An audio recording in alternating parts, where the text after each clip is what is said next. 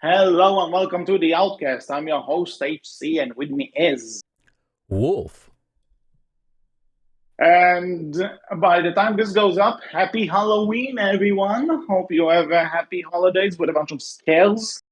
Man, may you not get nauseous with all the candy. I don't know. I don't celebrate Halloween. Ooh, I mean, I spooky. yeah, very spooky. Actually, this fits because I'm literally hosting this podcast with a wolf. There we go. A All planned. demon wolf. Ooh, spooky. Mhm. Yeah, after all of these years, you still creep me out. Anyway, Fair, fair. welcome to kind of a Halloween special. Because and Halloween is a holiday about scares. So what's scarier than a talking dog, his hipster friend, the only decent-looking female in this gang, the probably lesbian, maybe bisexual brains, and a blonde guy who never went through puberty because he had the same voice for 50 years. We are talking about Scooby-Doo. Mm-hmm. Ooh. So, and for the record, even though I think you're using the Mystery Incorporated designs in the thumbnail, Yes. right? The, So, in yes, my opinion, best modern Scooby-Doo. yeah, kind of same. But let's hold on. But the thing is, we're not only talking about that specific show. We are talking about basically the entirety of Scooby Doo. Not entirely, because I think if we cover all of the direct to DVD films, then we're gonna be here forever. I mean, if you So covered we all are, the but show, like we got to go all the way back to like 1969. Let's go. no, like I said, if we only cover the direct to DVD films, we're gonna be here forever. With everything Yeah. else, yeah. So who's ready Um, for a 24-hour Outcast no, podcast? no, that's all right. It's not. Let's hope it won't be 24 hours because I have work to do. But let's kind of start with what's your early memories and experiences with Scooby Doo? Like, how were you introduced to this massive franchise? That's because Scooby Doo started in 1969. For those Mm. who don't know, and if you're wondering, it's still going. There are still new shows, new movies. Each one of them is kind of in its own continuity ish, and this is a franchise that just refuses to die and still manages to kind of be relevant. So, There Wolf, are how were you reruns. introduced to Scooby Doo? You can even watch the old '69 show. Oh, definitely. Yeah, because But there's yeah, how were still you reruns introduced of. to Scooby? I mean, I There's reruns. That's like so. okay. Scooby Doo for me holds I guess you could say a very special place in my heart.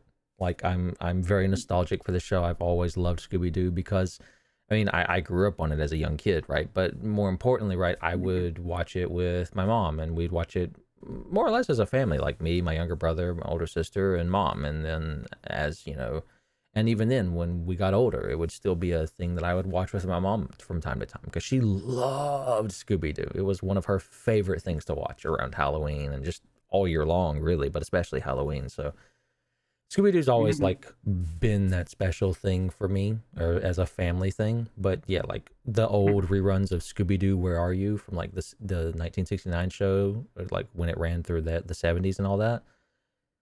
Mhm. That was like my first introduction to Scooby Doo, and I've just loved it ever since. It's just a fun show.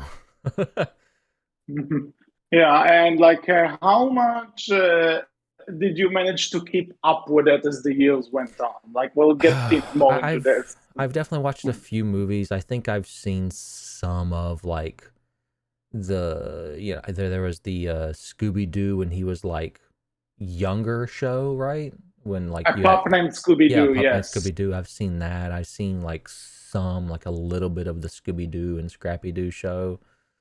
And then there was like Scooby Doo and with just Shaggy when they would do some stuff. I've seen some of that where it's just Scooby Doo and Is it Shaggy. Shaggy and Scooby Doo get a clue?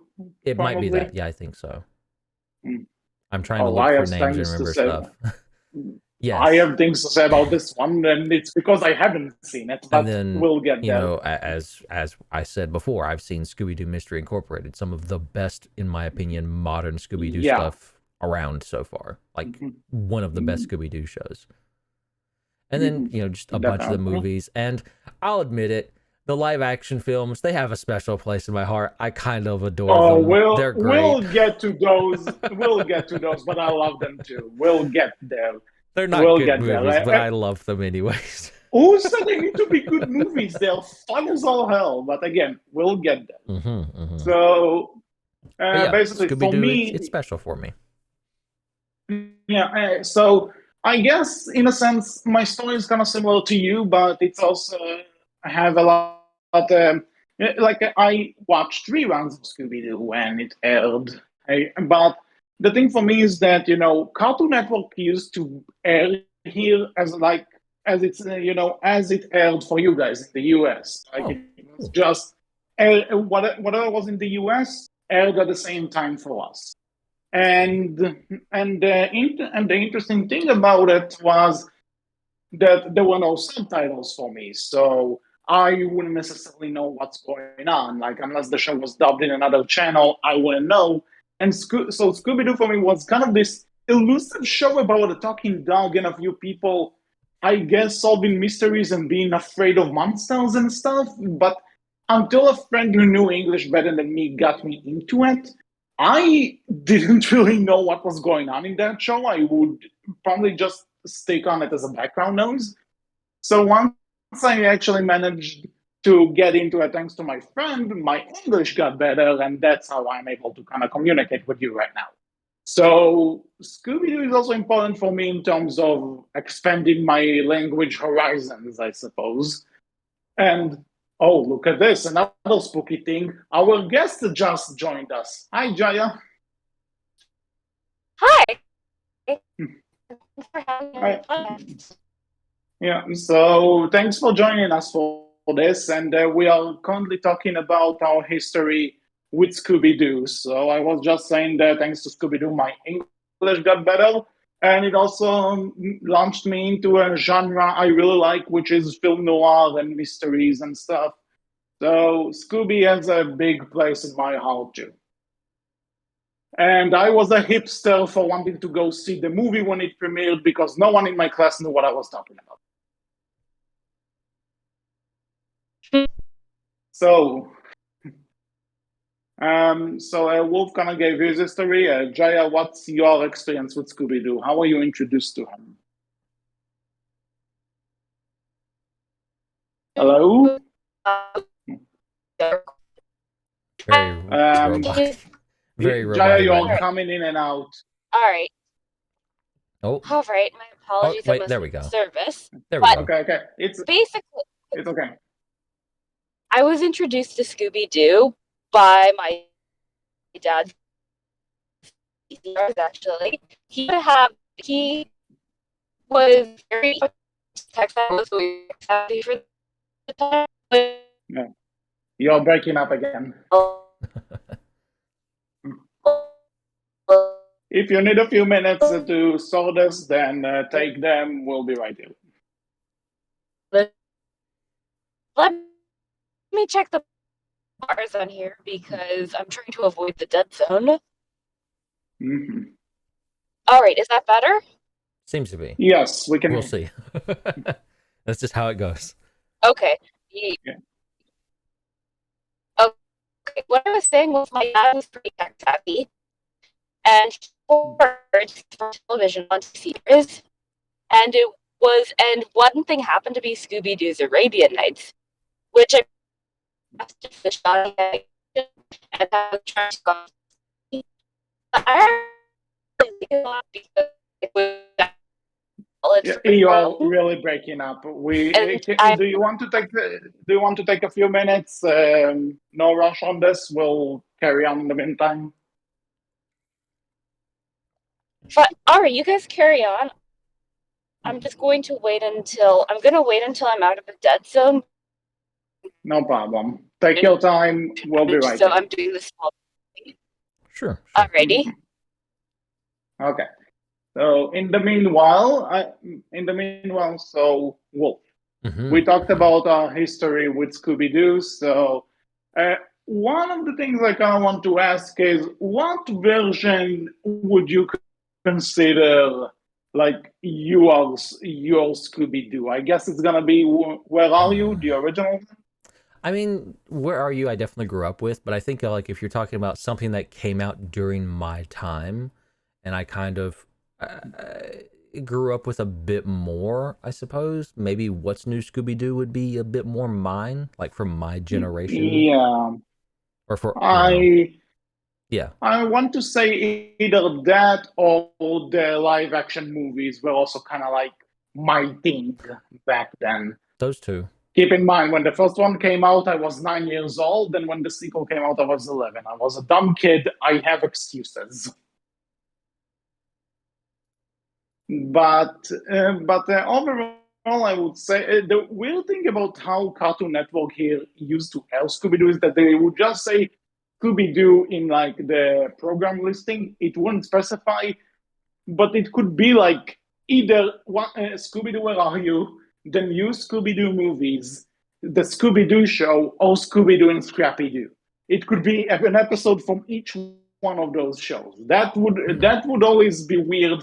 What show of Scooby Doo you would land on once you turn on the TV? But but each one kind of that's the kind of the good thing about Scooby Doo, which I also want to say, I think, is the reason why this franchise is going for so long. It has this, you could say, formula to some extent, but it has this thing about it that you just grasp, and it gets you. You want to see what's gonna happen, even though at some point you kind of figure out that there's a click to these mysteries. You know what I mean? Mm-hmm. And I just want to say, once you figure out the Scooby Doo click, you can figure out every freaking mystery in fiction because it's always the one guy you suspect the least. Always. Without fail. I don't know. Agatha Christie's a little harder to determine. So of course that's what made her brilliant, is she knew the detective formula in and out, Which one and is thus that? she could provide radio. Agatha Christie, the British mystery No. novelist. Oh, okay. No, I'm just saying again. Obviously, there are exceptions, but usually in mystery shows, I noticed after this, if you can apply it's always the one guy you suspect the least. It's only the one. It's always the one guy who seems like a good person. Most likely, that's gonna be him that did it.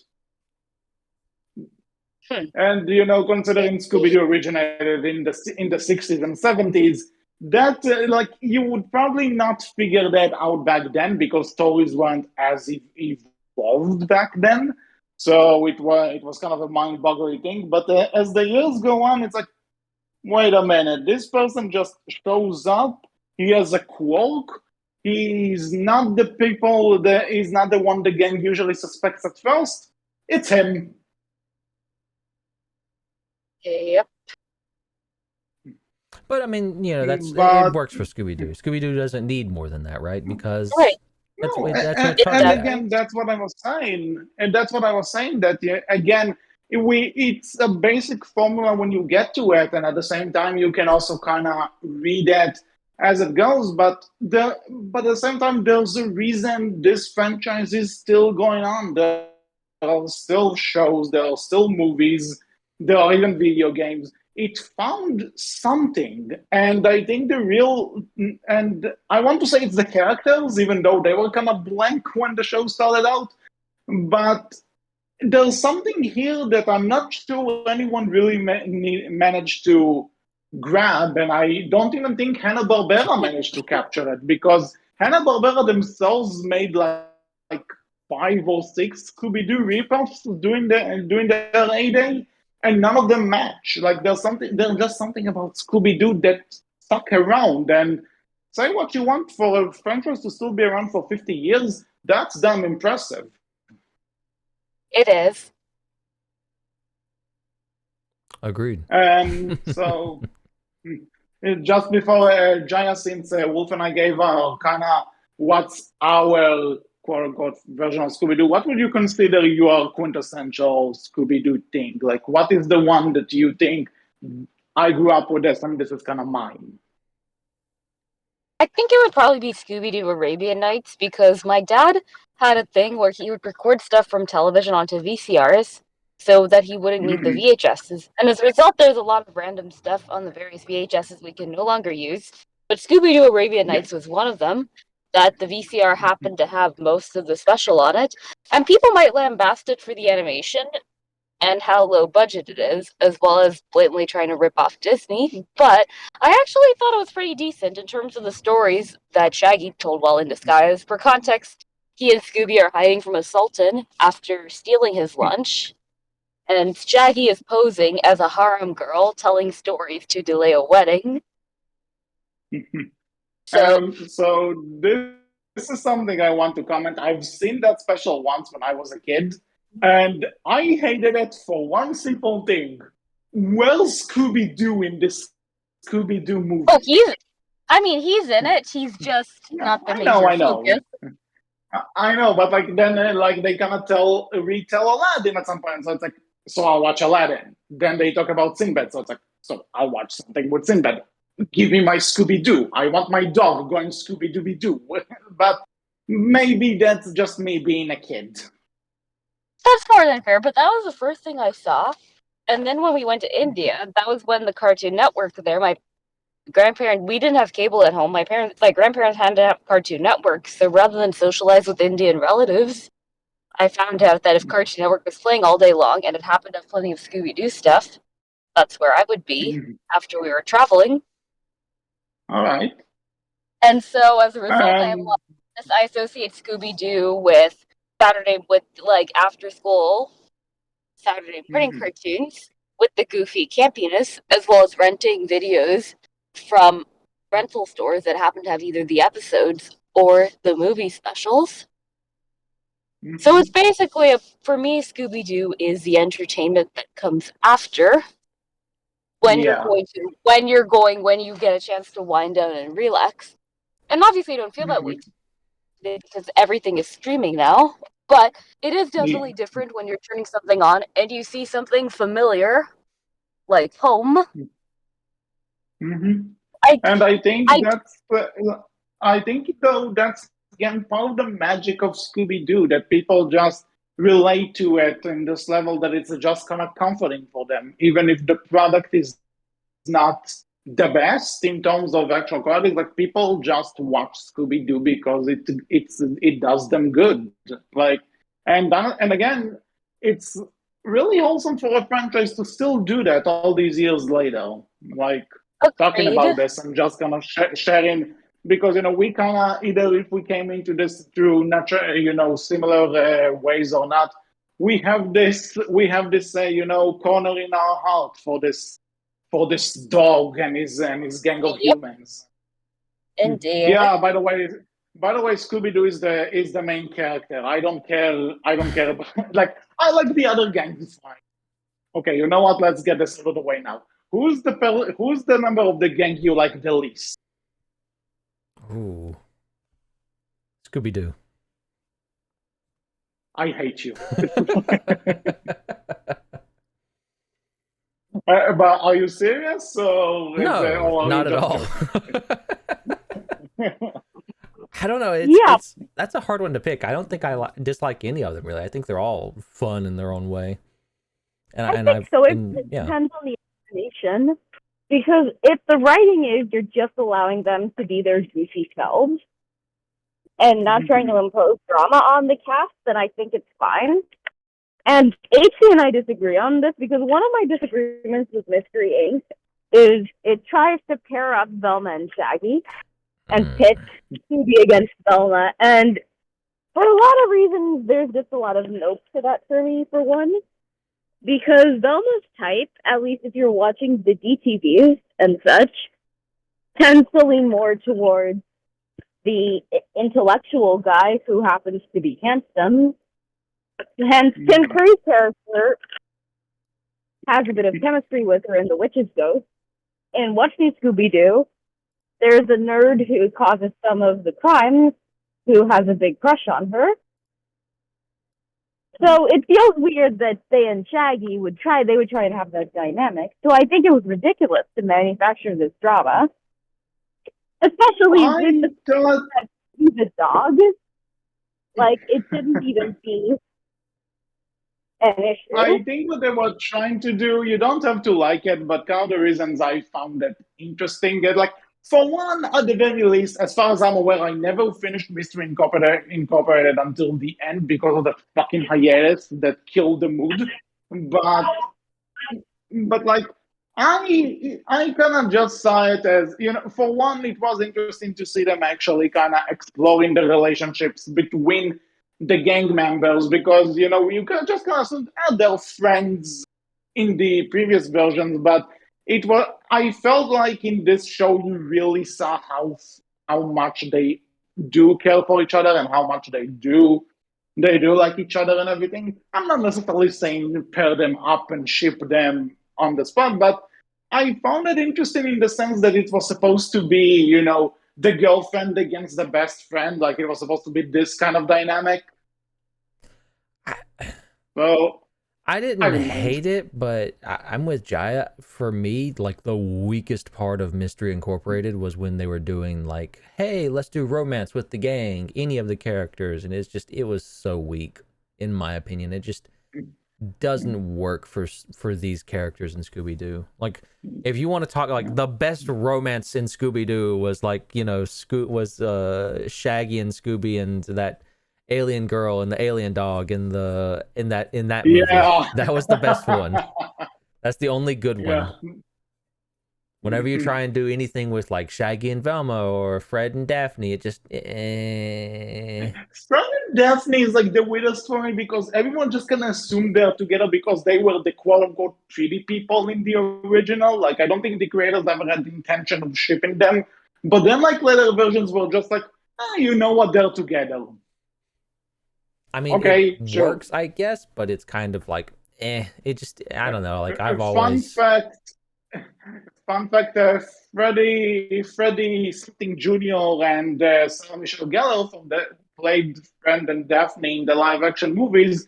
They actually got married after meeting on the set of those films. Cool. A nice little tidbit for you here at the Outcast. Yeah, well, I think every Scooby-Doo fan knows that at this point, but yes.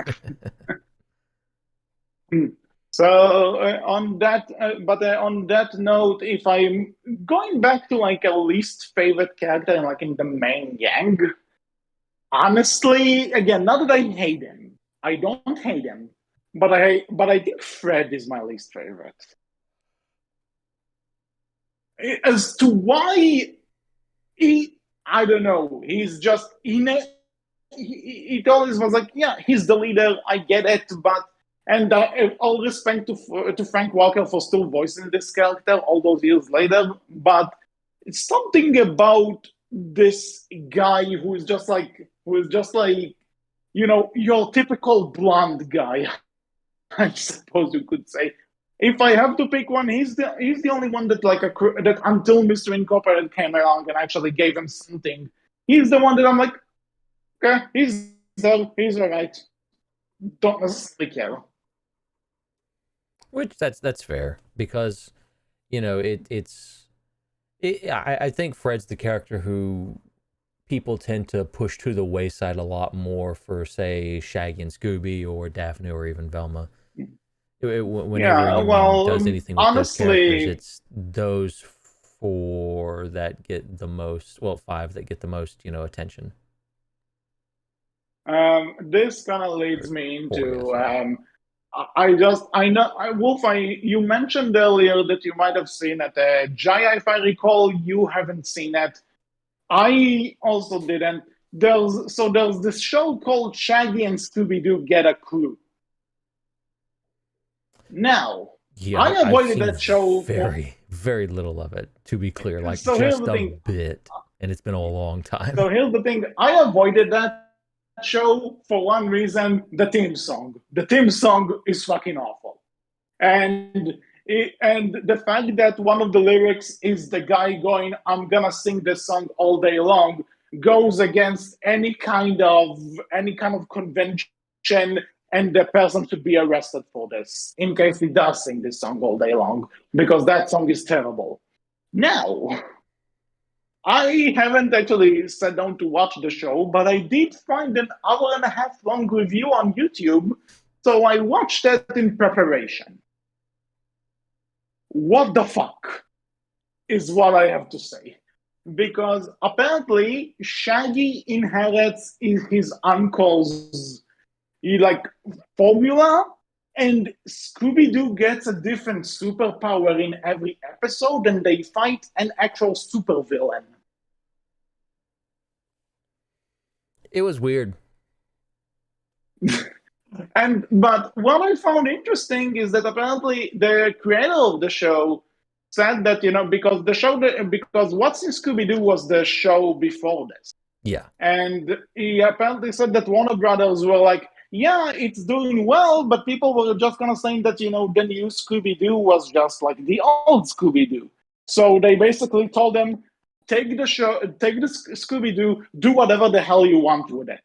Start from scratch, no limitations, go all out. It doesn't have to apply by the Scooby-Doo laws. And we got this, which is also, and the reason they never really used friends Velma and Daphne in that show is because the creator just said, who cares about them? What really carries Scooby-Doo is Scooby and Shaggy.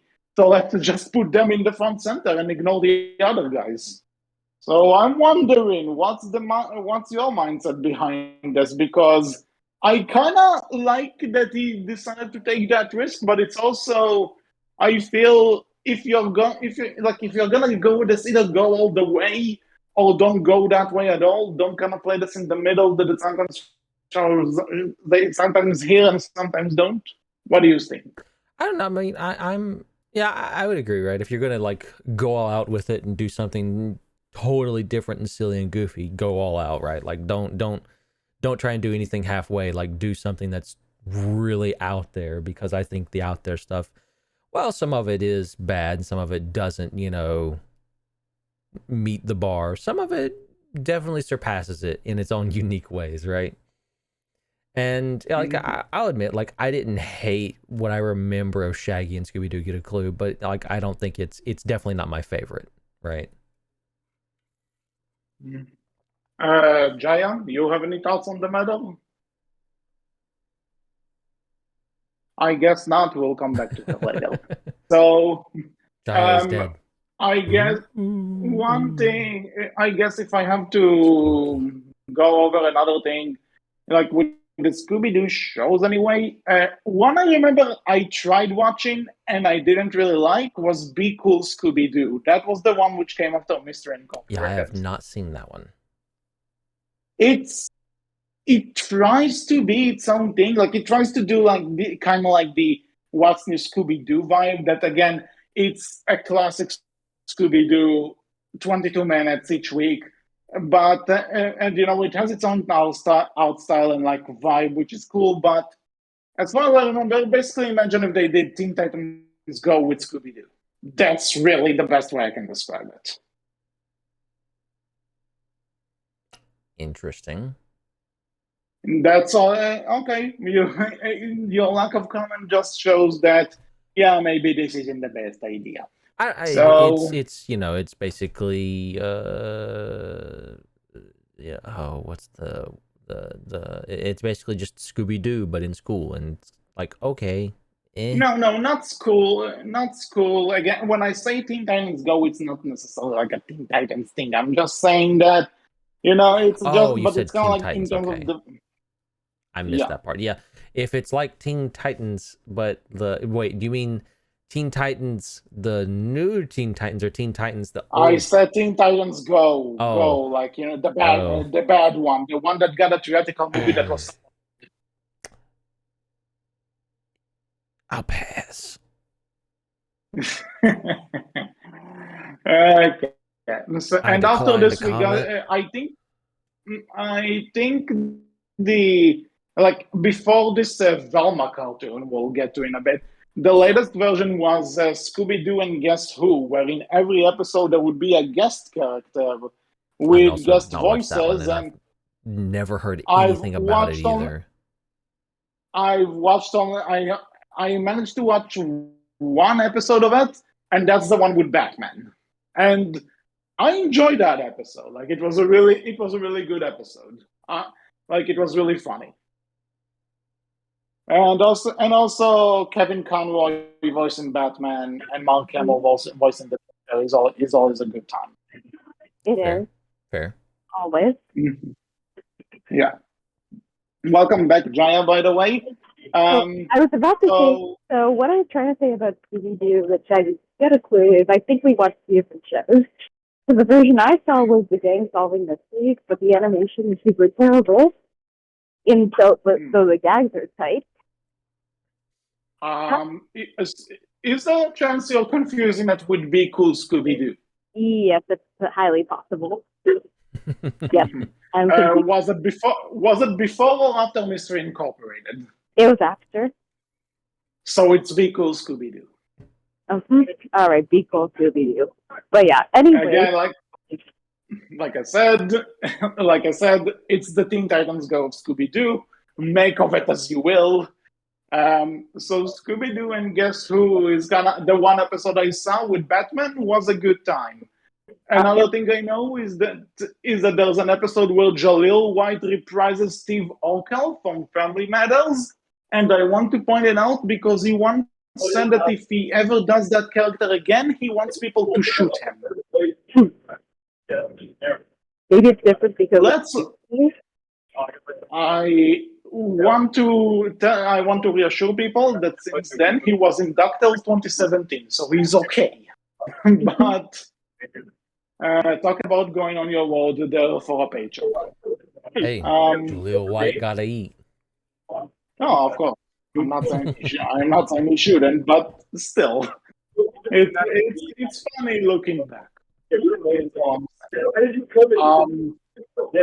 this is recent, but Wolf, I think Jaya saw it because I talked to her. Have you seen the trailer for that Velma show? No, I have not. All I'm gonna say is that basically, imagine if Scooby-Doo tried to be meta with itself and not have Scooby-Doo. And to be fair, What's New Scooby-Doo was meta. There's a whole episode where Velma knows the mystery is unfolding as usual. But you need Scooby for that. Because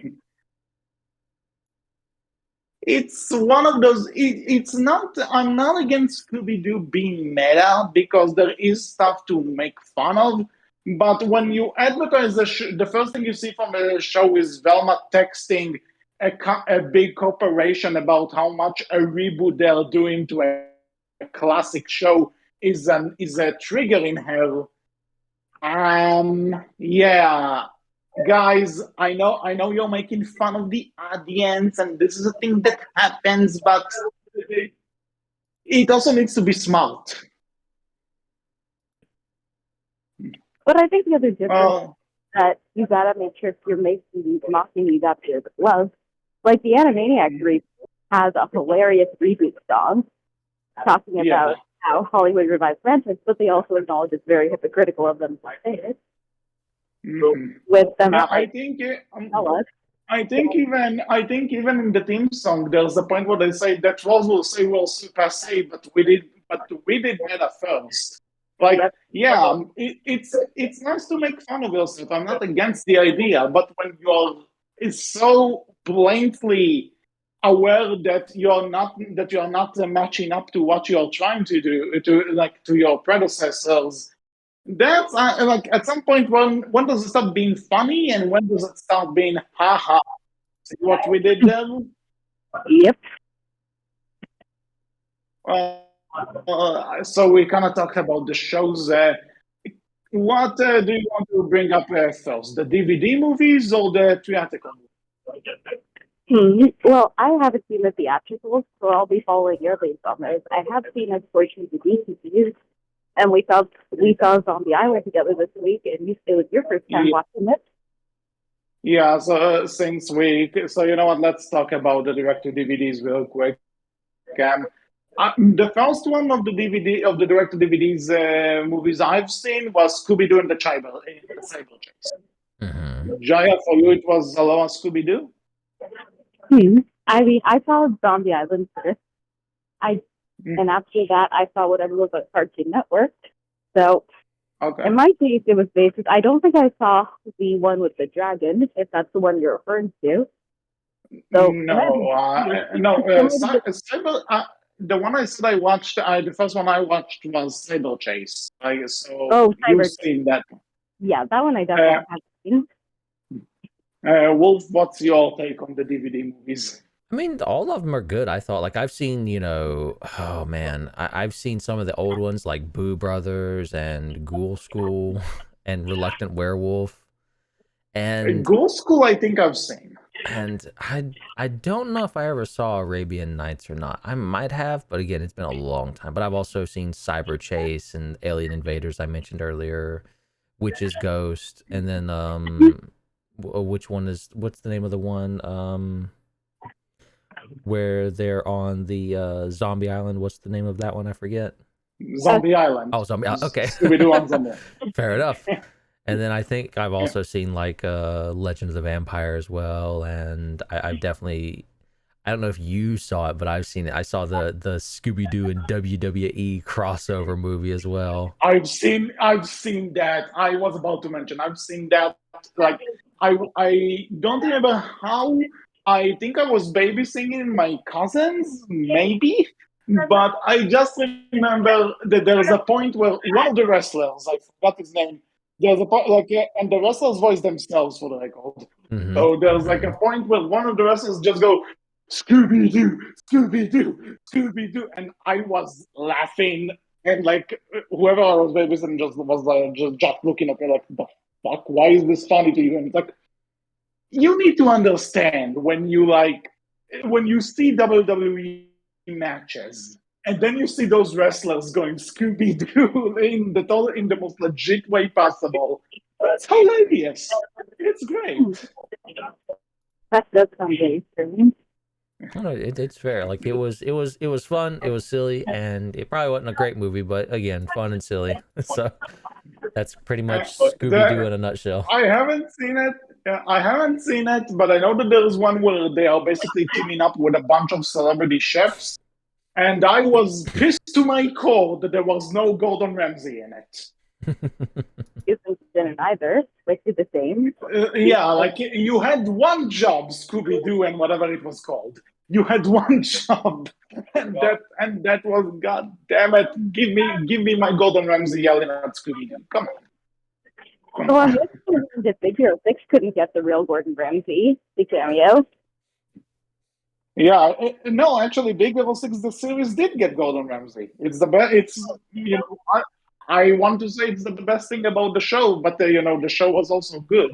So okay, yeah. Like they got him to voice him, but they couldn't say it's Gordon Ramsay in the show. The character has a different name, but it's Gordon Ramsay. Anyway, in terms of my DVD experience, so. Like Jaya said, she showed me Zombie Island because Zombie Island was the one that, it was the first one of those movies. So there was kind of a hype for it. And like, it was always like on my list of, I need to get to this one out of obligation, but I never got around to it until a few days before doing this podcast. And like, yeah, it didn't age well, but the mystery is actually good. And the animation is great for 1998. And it was just like if it set, you can tell how it kind of set a standard, and like this is where we're going with those movies, and it was fun. I didn't get the chance to see the sequel yet, but maybe later, because apparently they made a sequel specifically for this one. Yeah, I heard mixed things about the sequel. namely the fact that I've heard that they ignore the canon that's established. But I really? Yeah. Mm-hmm. At least that's what I've heard. I have not seen the movie, so I can't confirm it. But they apparently don't. I think in terms of the story, Zombie Island is fairly solid. And it also is a meta. But I think it still lends to this theory that if you're going to do meta Scooby-Doo, you need one very important person in it. You need Scooby. Yeah. Because definitely. Because if Scooby's not there, then you don't have the balance of the comic drama. Yeah, and also again, Scooby is in a sense, Scooby is like the heart of the show, and it's named after him for a reason. Yeah, and I appreciate the DVDs to explore that. The one we haven't mentioned is there's one where the gang goes to Egypt again, and a mummy turns Velma to stone. Yeah. Actually, I think I've seen that one. I'm not sure. There was one in Egypt that I recall very vaguely. But basically, in that, it's the only time that Shaggy and Scooby declare they need to face down the mummy to save Velma, even if they're terrified, because she is one of them. Yeah, and actually, another thing that kind of the thing I kind of like about Scooby-Doo is that it's it's the running team that Shaggy and Scooby are scaredy cats, and if they can get out of solving a mystery, they are getting out of it. But it also just shows that the brave ones are the ones that fight despite the fear. So if anything, they are the bravest characters in fiction, maybe. Yeah, and other movies even directly reference it. Like The Witch's Ghost I do want to show you, but there's a bit where Shaggy tries to take on the villain to save Scooby. It doesn't work. It annoys her, but it was actually a pretty good idea. And the fact that he's utterly terrified makes it awesome. The Goblin King, a later DCD that also stars Tim Curry. I just want to say, Wolf was about to say something. I'm curious. What? If you've not seen Witch's Ghost, I can't wait for you to see it, because Witch's Ghost is great because that's the introduction of one, the Hex Girls, and two, Tim Curry's in it, and it's just great. Once we'll get to it, I'll let you know what I thought. I'm curious. So regarding the one I remember the most scene was Cyber Chase, because that's the one I owned on VHS. And as a kid, I thought it was really good and really cool and really funny. And then I saw Kadikaras's review. Jaya, you may hate me. Yep. Yep. He showed us. No, it's because here's the thing. It's still it's a fun movie. I'm not gonna say that it's not a fun movie and I have a lot of nostalgic value for it. I'm not gonna diss on it just for the sake of it. But there also when you have a line in this movie by a video game developer going, nobody's beating the final level, including me.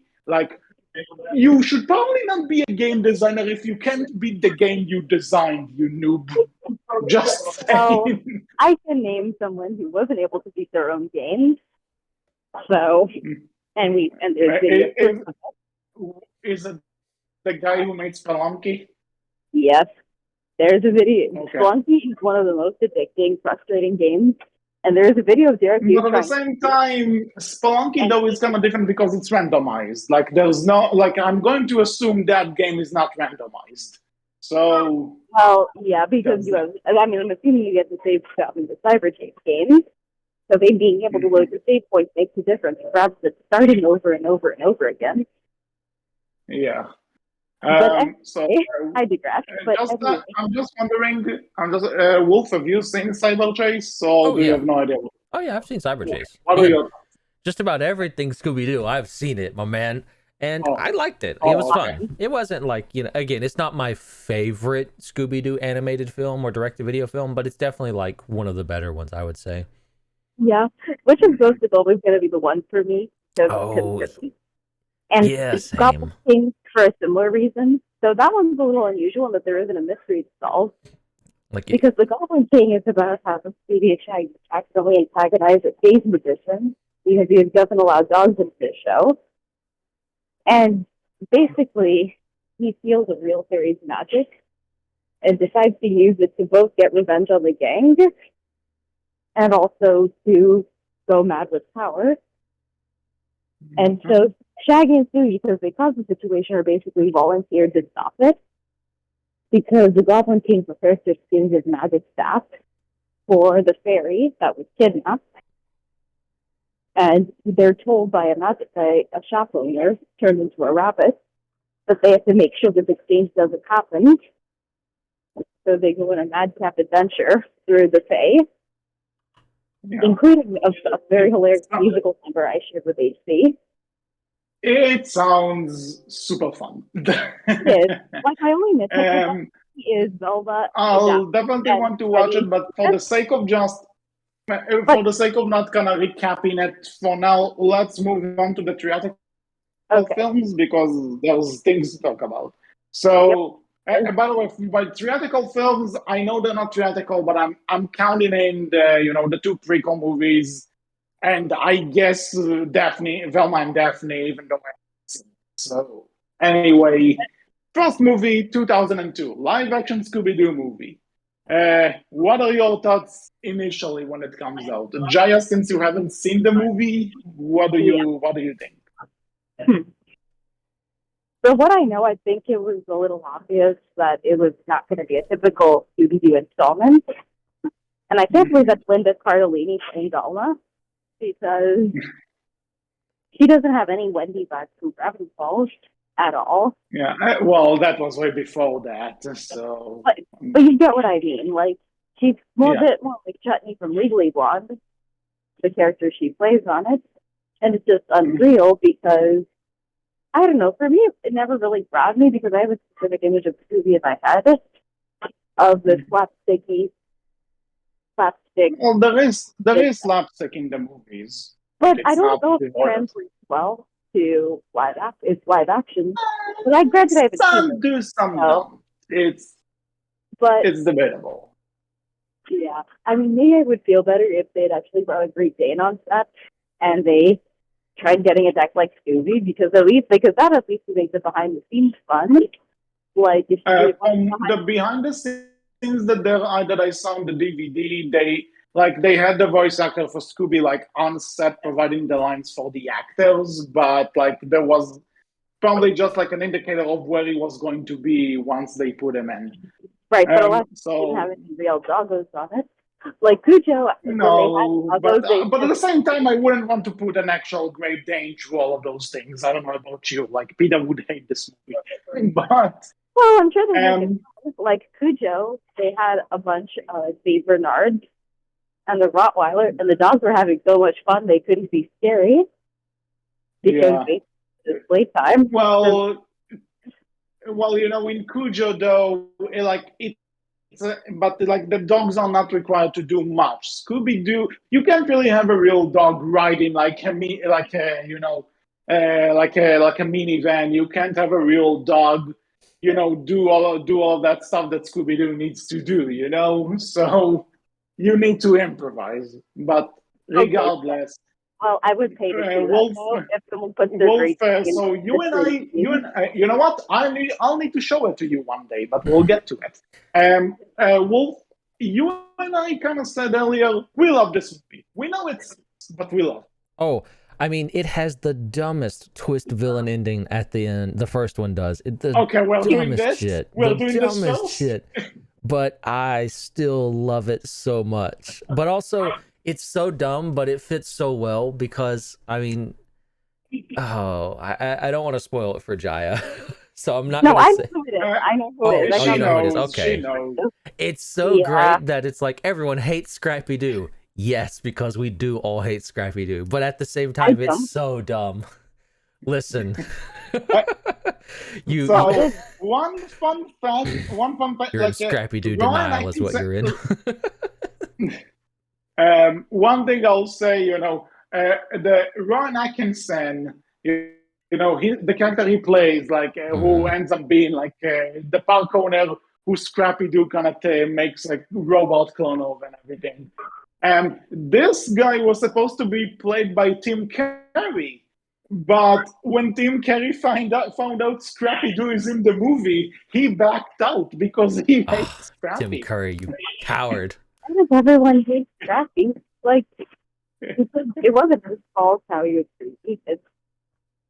Yeah, but at the same time, but you know what? We're doing this now. Let's talk about Scrappy-Doo now regarding this. I don't hate him. Like, like jokes aside, I don't hate him. I think he's a fine character. There are things I like him in more, but there are definitely things that some stuff he comes in that's just.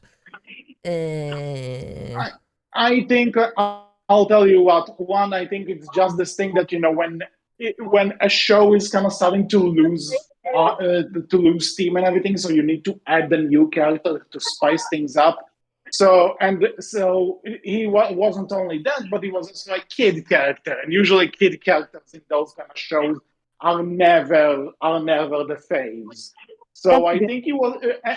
So I think he was just, and also like honestly, I don't like load the thing or something, but he was basically just a one joke thing of like, oh, I'm brave, I'm gonna defeat this thing, puppy power, and all that stuff.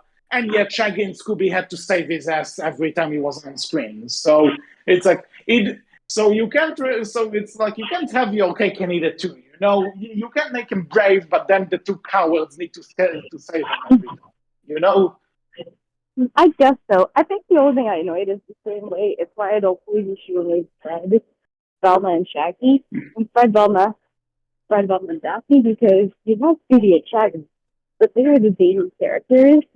The other humans around them, reminding them at stake about the emotional well-being and the logical reasoning.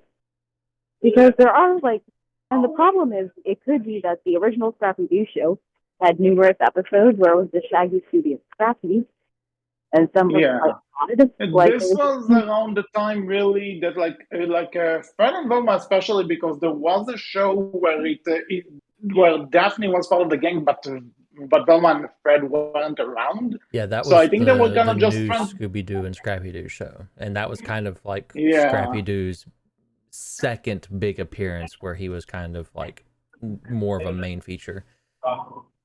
Yeah. So I think it's just kind of where the public was when he premiered, and the kind of like the way they wrote him in the show wasn't the best either. But when it comes to this movie, listen, I don't mind the idea on paper that Scrappy is the villain is freaking hilarious. Mm-hmm. Let's not kid ourselves. It's hilarious. And like that he has like a demonic army of ghosts and stuff. That's also kind of funny. But the twist is just so poorly built up to, because Scrappy doesn't show up in this entire movie, and then there's just this random flashback scene which is completely out of tone from the rest of the movie, where they freaking ditch the puppy on the side of the road in the middle of the desert, and that's it. That's the last time you see Scrappy. So in terms of if you've never seen Scooby-Doo in your life, this is your introduction. Which make you hate could Scrappy be if you've never seen Scooby-Doo in your life. But here's the thing: if you've never seen Scooby-Doo in your life, you get to this scene. What point does this scene serve? So immediately you're kind of like, this puppy is gonna play some sort of part in the future, and it's like, okay, and then suddenly there's this villain twist. So it's like, wait a minute, like the entire point of that flashback scene was just to show you Scrappy. It's so. And don't want to those who don't know, the two live-action Scooby-Doo movies were written, not directed, just written, by James Gunn, aka writer-director of the Guardians of the Galaxy movies and the new Suicide Squad movie. The good one, not the bad one. So there's a way to differentiate the two.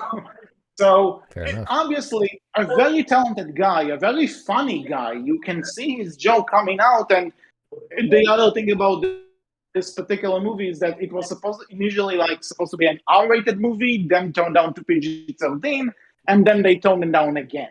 I want to say that flashback scene was just taken from one of the earlier drafts, and it was just kind of there because they needed that build-up for Scrappy to be the villain. So there was like executive meddling or some shit going on that hurt this joke. And not too long ago, I showed my girlfriend this movie. If you are asking why she complied, she was in agreeing manner to say this. And she asked me, well, how would you do it differently? And I said, you know what? I will put Scrappy in the beginning of the movie. In that beginning part where they are taking down that ghost, which is an homage to classic Scooby-Doo.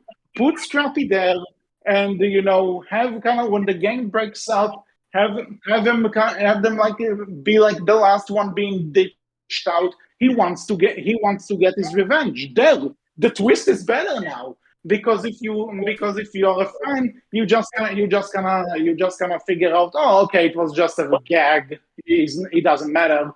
If you're and so that twist would work better, I think, if you just put Scrappy in the beginning and not in this random flashback in the middle of the thing. That's but fair. Oh well. I know Nostalgia Critic hates this movie for that reason, and I have to agree with him. Like, It's not just, he doesn't say that. If I remember that review, it's not just for that reason. They're like, again, I may love this movie to bits, and I can sit down and watch it any day of the week, but in terms of tone, in terms of story, in terms of a lot of the stuff they want to do with this movie, some parts just don't hit. And like, again, it's a guilty pleasure for me, but like, there are things that are legit not necessarily good about this movie. And I think it kind of comes down to the direction, because you can tell the actors are trying. The script is tight enough. Very hard. It's just Raja Gosnell. God bless him. I'm sure he's a nice dude, but his movies don't hit. No, they do not. That said, Scooby-Doo 2, Monsters Unleash. I know nothing of this, so I'll let you guys talk about this. I like this one less than the first one. Like, I still enjoyed it, but it's definitely like the least favorite of the live action films, I would say. Well, really? Not the least favorite. I would say Curse of the Lake Monster is the least favorite. This is like above the next two. Yeah. So it goes the first live action film, this one, then the next two.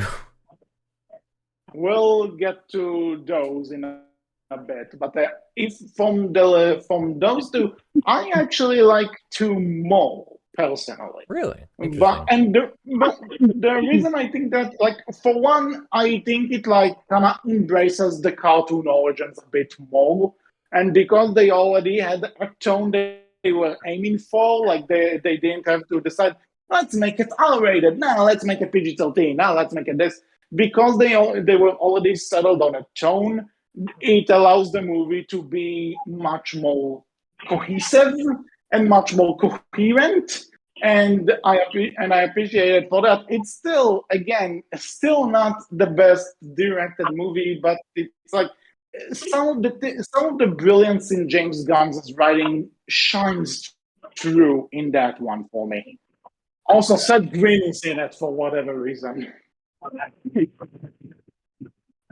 By the way, I just want to point out, yes, I know that after this, Seth Green made a bunch of jokes in the Robot Chicken about how he was in Scooby-Doo 2, but later on he would also voice Leonardo in Ninja Turtles 2012. So if you want to ship Velma with Leonardo, go right ahead. That's on me, creepy fanfiction writers. You got it. Cool. So, what the thing about another thing about Scooby-Doo 2, I don't really have much to say except for the fact that I think it works a bit better than the original. But the one thing that works great in both of them, and no one is going to take this away, the rock remix by MXPX of the Scooby-Doo Where Are You team. Agreed. Freaking chef's kiss. That remix is beautiful. Agreed. Beautiful. Very much agreed. So Wolf, actually, what kind of doesn't sit with you as well with the second one? I don't know. I think I just kind of I think for me, there's nothing wrong with it inherently, other than it's not the greatest of all films. But I think for me, it was just it's been a while, so it's kind of hard to say. But I feel like the first one, even though it had such a terrible twist, I don't know. I guess it was just one of those. It was worse, Honestly, and that's if why you it have sticks a with me more. cynical Like point of Scooby-Doo view, 2, the second live action film, Monsters Unleashed is bleh. Monsters Unleashed, I yeah, think, is like good enough that it doesn't really stick with you in any particular way, right? Like it's this is a capable movie, right? If you get what I'm saying. yes. Like it doesn't really leave any particular impression. It just kind of does its job, which is good enough. The first one, I think I like it more because it does leave more of an impression on you. Even if it is a bad one, it still leaves that impression and it sticks with you. And so it's kind of like that's why it appeals to me more. Listen, Speaking of sucky twists, though, what do you like? Because we talked about the twist in the first one. What are your thoughts on the twist in the second one? I know, what Jaya, I was know the you don't twist care about again? that's one. I don't That even the remember. the news reporter is the guy in the mask that wants to bring Mystery Inc. down.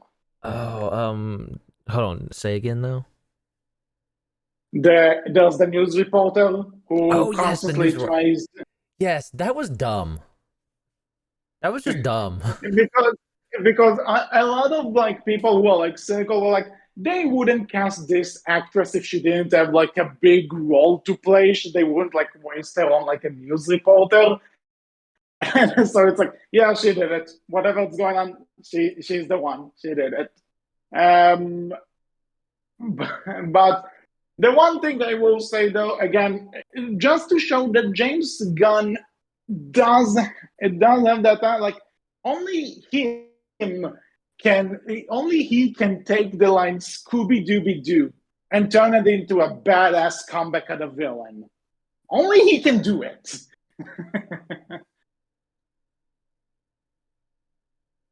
Silence, so you agree with me. Good, moving on. The mystery begins. Actually, before the mystery begins, I just want to say there were plans for a theatrical third movie to take place after Scooby-Doo 2. There were plans, but Scooby-Doo 2 didn't make as much money as the studio hoped, so they canceled. But the interesting thing about that is that James Gunn wouldn't necessarily just write it, but he would also direct it. Mm-hmm. Fuck, we were robbed. We were so robbed. Mm-hmm. Again, agreement. Good. My issue with the mystery begins is when you think about the whole story logically, it just does not make sense. No, it doesn't. Because the villain saves the gang and spends the gang and then knocks them out and then makes them dig for a stamp, and it's like it's one of those. And the thing is, obviously, some Scooby villains are complex in their motive and it's lampshaded, but there's always a simple solution. But it's different when it's inherently ridiculous. Like, what's needs to be? Yeah, the guy just wants a stamp. He wants the stamp from a time capsule. It's like, dude, get a life.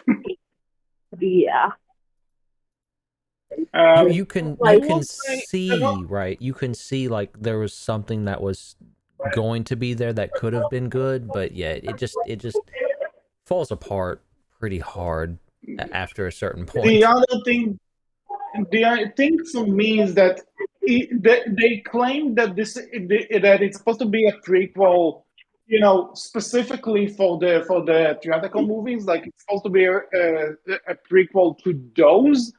But when you keep in mind that the theatrical movies do take the classic shows as canon, Scooby-Doo also kind of shows it, that they talk about criminals they unmasked before. Mhm. So if you take that into account, it really falls apart when like some things don't line up because like I'm not necessarily talking about like a pup named Scooby-Doo and this not really having career not really lining up. That a pup named Scooby-Doo is kind of like its thing anyway.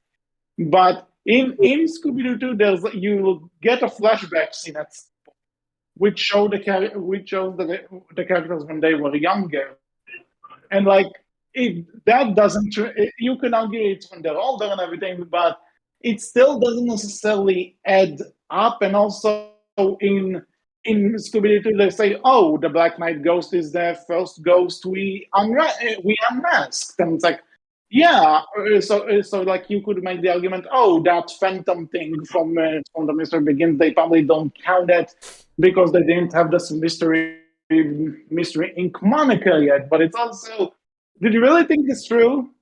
Did you really think this through all the way? And also, just a lot of stuff just kind of, it's a lot of small things that don't end up. Also, apparently Shaggy invented the Scooby snacks, and that makes no fucking sense, no matter how.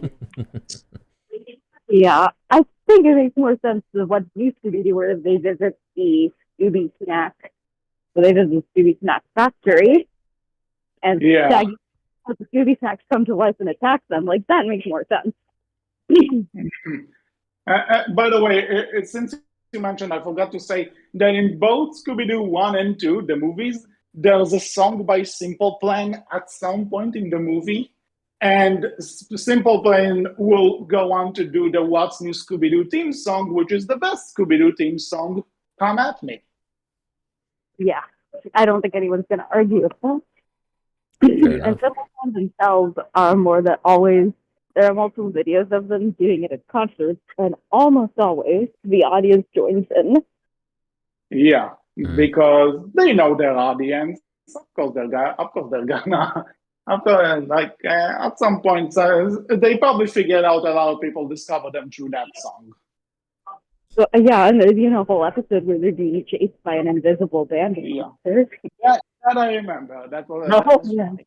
Which, I mean, obviously that episode doesn't make sense, but What's New Scooby-Doo was different in tone. In that they knew what they were doing.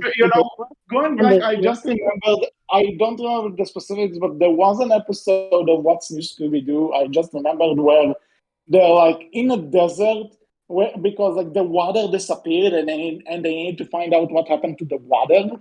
And there's a point where Shaggy goes, "I'm really thirsty. When are we going to get to the water? And if possible, some fries." And Velma goes, "Wouldn't that make you more thirsty?" So I said, "Well, bring me the fries first and then the water." That one really cracked me up back when I first saw this show, and it stuck with me. Though I do also like the chase scene is hilarious because it's actually a brainwash. The brainwash is Daphne, Velma, and Freddy chasing, and there's a point where Scooby and Shaggy hide from them successfully, and they report back to the mummy with a very confused look, which it's probably one of the best gags in it. Going back to the Mystery Begins here, it's one of those movies that I actually really liked when I first saw it, but the more I think about it, the more I see it, the more it falls apart. Yeah. And on that note, another thing that kind of doesn't make sense, if we need to take this at face value as a prequel, then the original Scooby-Doo started in 1969. How in 1969? How in the hell does Shaggy have MP3s and DVD players that year? Because it does specifically say he has. If you're going to say you're a prequel, you need to take this into account. Right, just or do a reboot. Like if you're going to say the mystery begins, just start it like the way Nancy Drew tries to.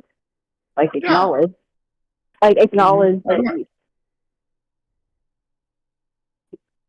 Well, so Curse of the Lake Monster. That was a movie. I have not seen it, but I have heard things. Wolf, you signed. Go. It's bad. Like, out of all of the live action films, it is probably the worst. Like, even Scooby-Doo The Mystery Begins is better than this one. This one's just bad. It's bad. Also, it's missing a very key ingredient from Scooby-Doo. Scooby-Doo himself. Mostly gone, yeah. I get it. He's for a TV movie, he's probably an expensive effect and everything, but like, where's the fuck is the dog? Like, also, I like really. If you actually, Jaya, if you don't like the Shaggy and Velma ship, stay away from this movie. Oh God. Oh yeah, this movie does it bad. This movie is horrible for that alone. And actually, awful. You know something? It actually also implies that Scooby loves Shaggy romantically. I am not kidding. Mm-hmm. Well, to be fair, Mystery Inc. did too. So. Yeah. No, Mystery Inc. did imply. Yes, it did. Yes, it did. No, I don't think there's a whole episode where there's a whole episode where replacing Shaggy with Dummy. Yep. That Shaggy gets jealous of him something. So. Okay, I guess it's a full interpretation, but in this one it's worse. Oh yeah, no, I agree. This movie is like way in your face about it. So, we have one movie left. That's Scoob. Oh no! You're forgetting the spin-off, Daphne and Velma. Oh, haven't seen it. Yeah, I have. It was okay. Better than the previous two we just talked about. I don't think it's as good as like the first two live-action films, that being Monsters Unleashed and Scooby-Doo. But it's definitely better than The Mystery Begins and Curse of the Lake Monster, in my opinion. Like, it's more, again, it's focused on just Daphne and Velma and, like, their thing, and it's all right. Okay, I'm taking your word for it. I heard that it's supposedly fun, but, like, the trailer just made me laugh for all the wrong reasons, to the point that don't get me wrong, it's not like, again, like all the live action Scooby-Doo films, it's not a good film necessarily, but I get works. you, like, it's fun enough. Okay. It's better than Curse of the Lake Monster, and that's a pretty big. Well, it's not a high bar. No, but that's definitely a big recommendation, I think. Mm-hmm. Actually, you know what? I'll give Curse of the Lake Monster this. The joke where Fred and Daphne have to hide from the monster while wearing their classic outfits, and Fred is like, "Hey, I look good in blonde." That actually got a chuckle. It's cheap, but it got a chuckle. Fair enough. So, Scoob, any of you seen it? Nope. I have not seen this one. Okay. So I've seen it literally hours before recording this. It's fresh in my mind. I saw it in particular for this podcast.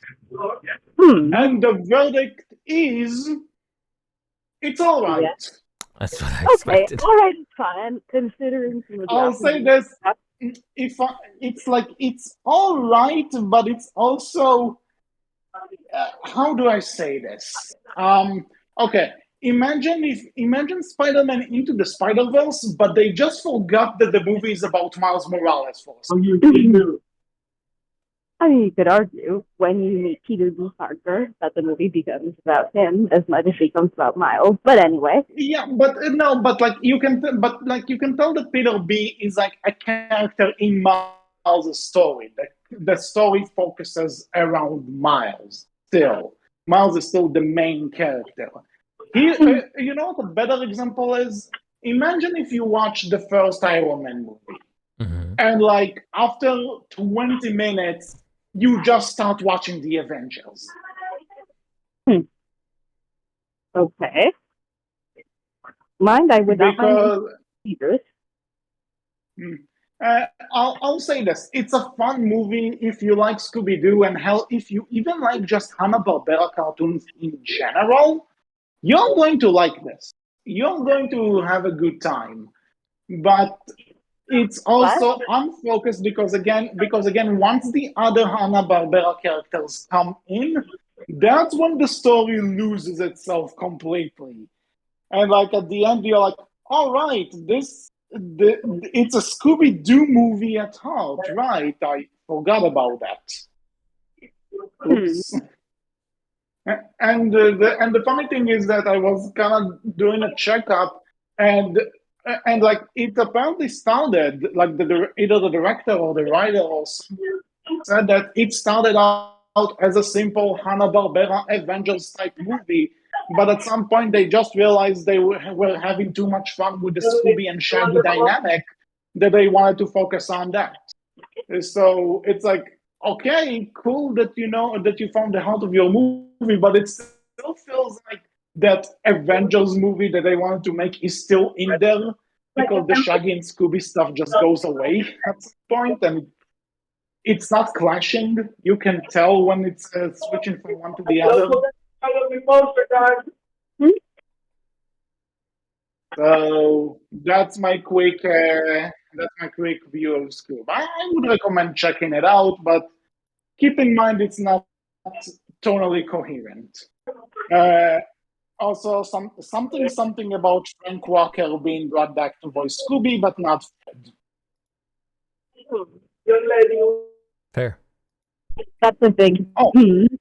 I mean, by the way, this is a joke. I'm not sure how well Jaya is gonna take, but Simon Cowell is in this movie playing himself. You know what? That's fine. Because they've always been on Scooby-Doo. I don't mind them. And I will say though, I'm not gonna give away if people who want to watch this movie, and if I don't want to run for it, but like the unmasking part in this movie, I don't want to ruin. That's legit the thing that I love the most about the movie. So I'm not gonna give you the unmasking part. Whoever saw the movie knows what I'm doing.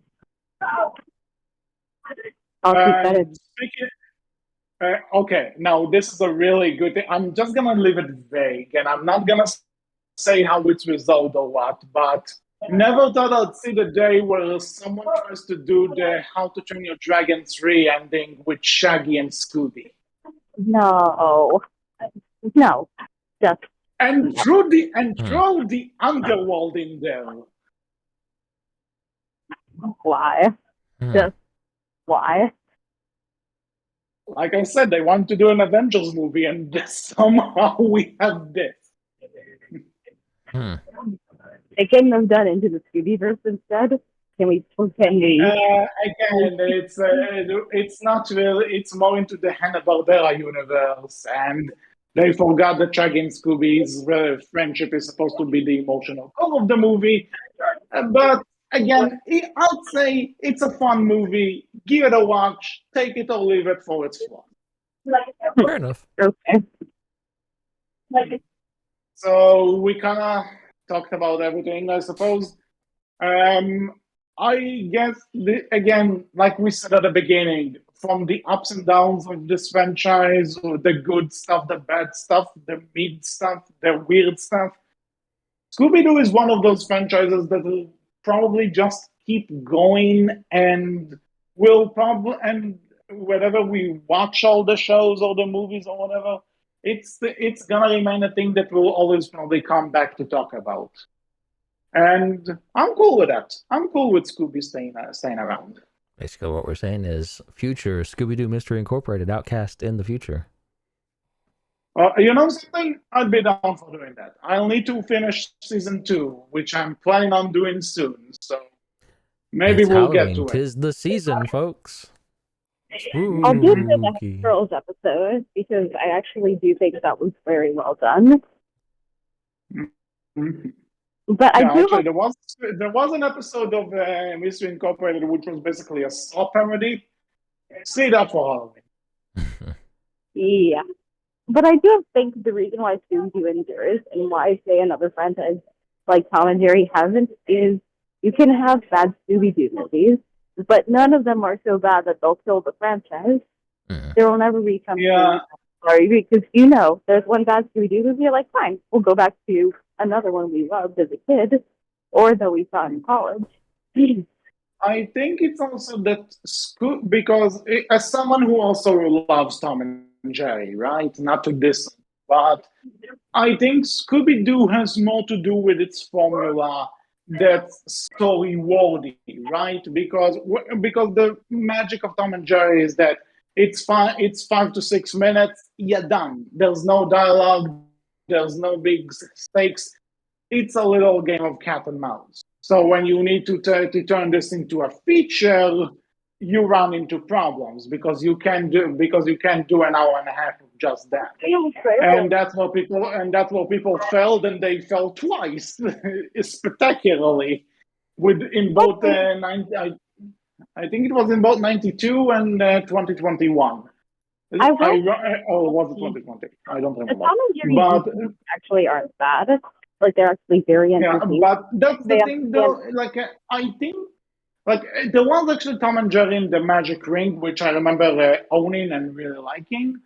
But notice that now, whenever you see a Tom and Jerry movie going as a direct-to-video, it's like, oh, they are made in The Wizard of Oz. Oh, they are made in Willy Wonka. Oh, they are made in Sherlock Holmes. Like, and Scooby-Doo does crossovers too, yeah, but Scooby-Doo doesn't need those crossovers in order to be entertaining. You gotta see the Tom and Jerry's before the Nutcracker one, because after that they start doing these blatant parodies. That's why I said I remember Magic Ring. Yeah. If there were any more, quite a few more. If you're going to see any kind of Barbara DTV, either Scooby or Tom and Jerry, go with the pirate one. Because the pirate one is actually really good. Freddy gets defensive it. Thank you a lot for it. I actually, despite it being like, why do you have to do this to a timeless classic? I actually think the Wizard of Oz one is really funny. I mean, like, as a Wizard of Oz movie, it's awful. But like as a Tom and Jerry thing, it's freaking hilarious. Like, it's one of the best slapstick the franchise ever had. It's great. I've only seen bits of it, but I do agree they're much stronger than trying to parody the movie itself. Yeah, but again, I think there's something to say when Scooby-Doo is the franchise that just kept going and never stopped. There was never like that big of a break with Scooby-Doo. It was always around in some capacity, because Tom and Jerry do kind of take breaks, and they kind of need to rely on other stuff in order to be around. But like other Hanna-Barbera stuff, like the Flintstones basically disappeared, the Jets disappeared, other stuff they did disappeared. Scooby-Doo is still here, and he's here to stay as it's. Mm-hmm. And whatever reason is, I think the greatest thing about, again, like Jaya said it earlier, right? Like, even with the shows, right? If there's a show you don't like of Scooby-Doo, you can always just drop that show and go back and watch some of the old stuff, because it's still a lot of it still holds up today. Like, they still, as I said before, still even now do reruns of like the the 70s show, that the first Scooby-Doo show that came out, Scooby-Doo Where Are You? Like, they still do reruns of that, and it's still fun. Like, absolutely it's dated, absolutely it doesn't like necessarily hold up to time, but it's still fun, and you can tell. but it's like the basics, it's still there. Yep. So, and like, if something manages to like beat this timeless all these years later, then you know what? It's more than worth it. Like, so Scooby-Doo, whatever you do in the future, besides that Velma's I don't know. I'm interested in the Velma thing. I'll give it a shot. Like an adult-oriented Scooby-Doo thing. But I'm curious. I'll give it a shot, but I'm also not holding my expectations. Fair. But the thing is, with Scooby-Doo, it's always like, a shot in the dark if it's going to be something truly amazing or something that's kind of Yeah.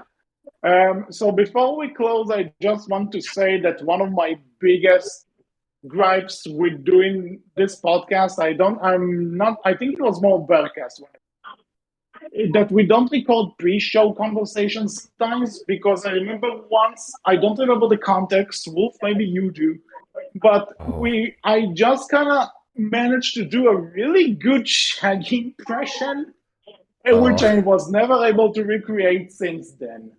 All I remember is that all I remember was that I said something like Zoink Scoop, we have to become Jedi. Do you remember the context? I don't. I think that was back with Rush when we were doing something with the Berkcast. It's been a long time ago. I think there was I don't remember it. God, I don't remember either, but I know what you're talking about, but I do not remember either. But yeah, we don't have that recorded, so sucks to be you. Yeah. What's the Velma show? I'm assuming it's going to be like Harley Quinn for me, that it's going to be a technically good show and well written. And YouTube will go on this spree where it advertises it to me, and I have to tell, and I think even YouTube, look, I do not want to see Bruce Wayne, spoiler, arrested by the Joker for tax evasion. I want to see Bruce. Yeah, this actually happened. Spoiler alert for season 3. It's like, I would have not knowing this. But Harley Quinn's technically a good show. It's just not my cup of tea.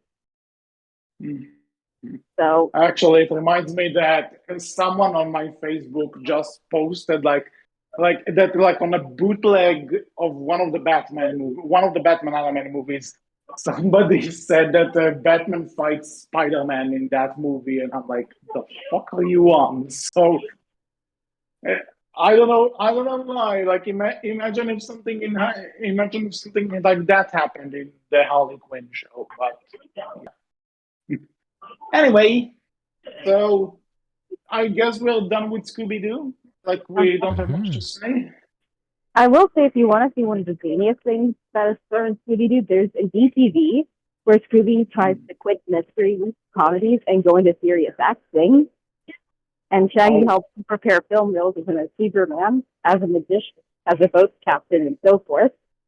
That's interesting.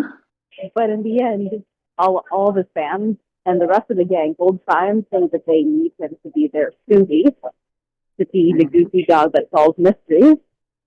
Yeah. And I think that perfectly encapsulates what Scooby-Doo is about. Yeah. One thing I will say for the future, if we're gonna do a Scooby-Doo crossover, and I know Warner Brothers have the rights for both, can we get a Scooby-Doo and Veronica Mars crossover? Yes, please. Or Good Place. Have a Good Place. I get what you mean, but Veronica Mars will work better because mysteries. I know it's about Kristen Bell, but we need to keep a team. Fair enough. So, Warner Brothers, Scooby-Doo and Veronica Mars crossover. Consider it, and don't end it on a shitty cliffhanger like Veronica Mars season 4. Please and thank you. Anyway, that's it for this episode of the Outcast. We hope you enjoyed. What is your favorite Scooby-Doo thing, movie, show, whatever? You can tell us all about it in the comment section below, on our Tumblr, which is Berkcast Team, and on our Twitter, which is Berkcast with a capital B, capital C. Jaya, where can people find you online? People can find me on Medium, and once my internet comes back, I'll try to post a bit about Scooby-Doo for Halloween. And you can also find me at priyajschrader.com for personal blogs, which I might put up a story about using my Chewbacca backpack on a conveyor belt. Awesome. Look forward to those. So happy Halloween, everyone. Take care. And we'll see you next time. And Scooby-Dooby-Doo. Bye-bye.